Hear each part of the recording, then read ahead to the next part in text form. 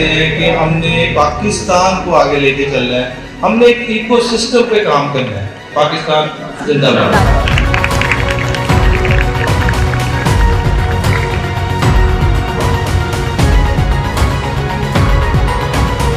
You can use that social media to raise your voice.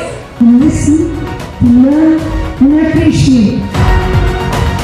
E-commerce का platform Then show it to people. किसी भी freelancer को जो कि किसी भी कंट्री से बिलोंग करता हो, अगर उसको किसी प्रोजेक्ट में उसका क्लाइंट 5 स्टार देता है तो it opens up doors for at least 2 new freelancer in that country. 18 lakh से ज्यादा लोग पाकिस्तान छोड़ के चले गए हैं। करियर जो होता है उसका ताल्लुक आप अपनी जर्नी में जाते जाते जब आपकी एक्चुअल आंख खुलेंगे, ओ इस बड़ा सपोज टू डू